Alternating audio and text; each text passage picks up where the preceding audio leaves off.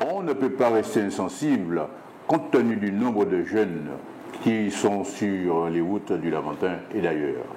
Et lorsque j'ai pris ma fonction de maire ici, donc j'ai essayé de faire de mon mieux pour que les jeunes aient une occupation. Et avant même de savoir que nous avions ce terrain, ces 14-15 hectares carrés, j'avais fait déjà la démarche au niveau des groupes propriétaires terriens pour faire l'acquisition, notamment chez Dormois, d'une superficie de 10 hectares pour essayer de créer quelque chose. Et c'est là que j'ai découvert que la ville de Lamentin, en accord avec le conseil général, avait une surface très importante sur Carrère. Les démarches ont été faites tout de suite. Et l'idée, c'était de créer cette ferme d'insertion pour permettre à beaucoup de jeunes Martiniquais de pouvoir travailler, de trouver un emploi, de se valoriser. Et c'est ainsi que la ferme de Carrère a été créée.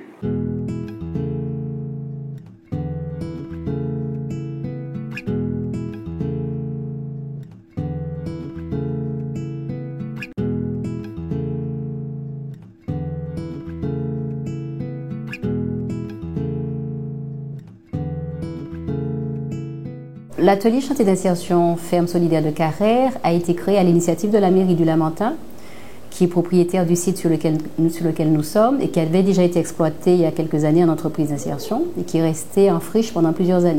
Nous avons mis en place une salle de formation. Nous avons fait l'acquisition avec un certain nombre de partenaires d'engins, je dirais, pour l'agriculture. Et en plus de ça, on a été plus loin. Et lorsque nous avons vu le succès, on a voulu faire de telle sorte qu'il y ait beaucoup plus d'ampleur à cette affaire.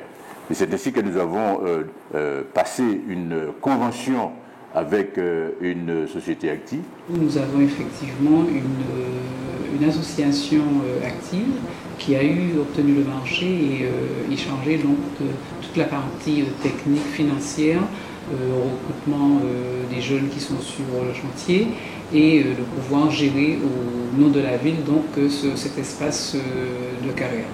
La mairie a eu la volonté de relancer le projet sous forme d'atelier chantier d'insertion pour permettre à des personnes en difficulté du Lamentin de retrouver par le travail des compétences et un savoir-faire nécessaire à leur insertion durable.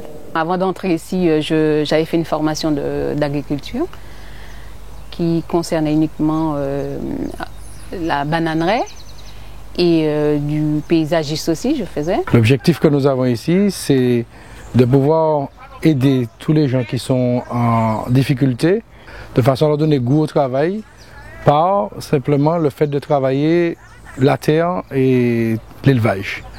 Nous ne sommes pas là pour former des agriculteurs spécifiquement, c'est le fait qu'ils retrouvent du travail. Vous allez dans le parc numéro 4, du verger, sirop, purina, nous ramener pour ces bœufs-là.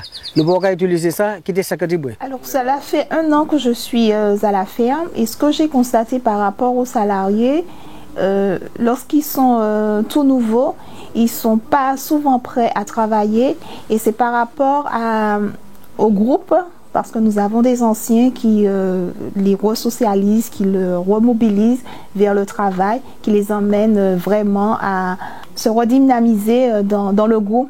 Et aussi on a instauré, et aussi c'est par rapport au petit déjeuner qu'on a instauré, qu'il y a une complicité entre eux, une vie familiale. Oui, ça nous apprend, pour moi c'est un chantier d'insertion parce que ça nous apprend comment faire les choses, quoi.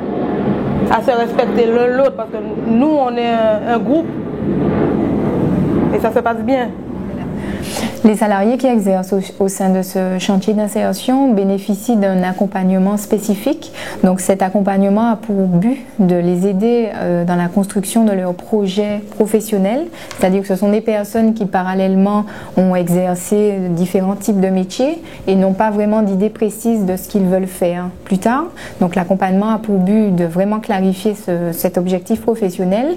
Et parallèlement à ça, ce sont des publics qui rencontrent des difficultés sur le plan social, donc des problématiques de logement, de santé, financière, des difficultés administratives, notamment par exemple monter un dossier administratif.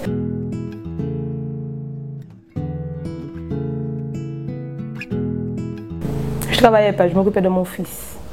On ne m'a pas orienté, j'ai déposé des demandes un peu partout, à la Seine, à la compagnie, à EVA. On m'a appelé ici justement. J'avais déjà travaillé avec mon père et mon frère. Dans l'agriculture? Dans l'agriculture, oui. Je désherbais, je plantais comme ici, quoi d'autre? Je récoltais, et c'est tout, quoi. Le travail consiste ici à pouvoir faire des semis, pouvoir faire des plantations, de fait de pouvoir avoir des récoltes qu'on puisse vendre et écouler sur le marché ou encore sous les coopératives de la place, de façon à ce que quand même nous ayons quand même une certaine entrée d'argent pour pouvoir fonctionner. Nous nécessitons un travail assez noble qu'est l'agriculture et nous essayons de les former pour qu'ils connaissent un peu ce que c'est que le domaine agricole. Bien entendu que certains d'entre eux ne seront jamais agriculteurs, mais au moins ils seront touchés le produit agricole, donc ça sera un plus pour eux et pour nous. Allez!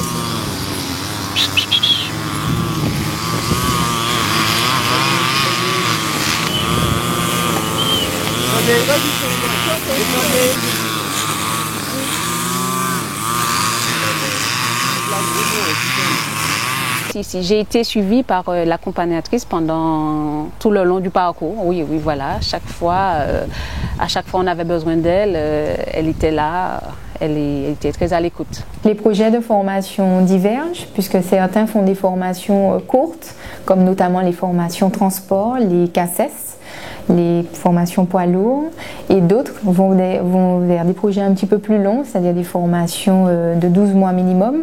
Donc nous avons aussi un partenariat avec l'ADOM, l'Agence d'Outre-mer à la mobilité, pour les salariés qui veulent faire des formations hors de la Martinique. L'accompagnatrice me disait que bon tiens, ça serait bien que tu essayes ça, est-ce que ça t'intéresse pas de faire ça, parce qu'on avait la possibilité, comme je dis, de changer, de travailler, de toucher à tout. Alors c'est par rapport à ça, je dis qu'elle était très importante, c'est-à-dire qu'elle était très à l'écoute, elle nous permettait de faire plusieurs choses, de découvrir plusieurs choses.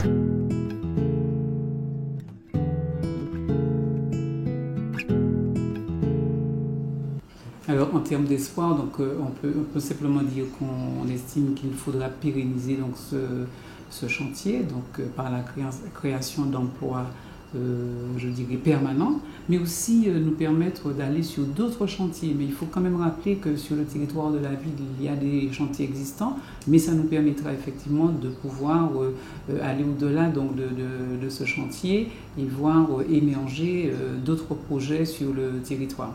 Mes espoirs, ce sont avant tout que des projets soient concrétisés, puisque ce sont des personnes qui ont des souhaits, des attentes, mais il faut aussi qu'en face, sur le terrain, ils trouvent aussi des solutions.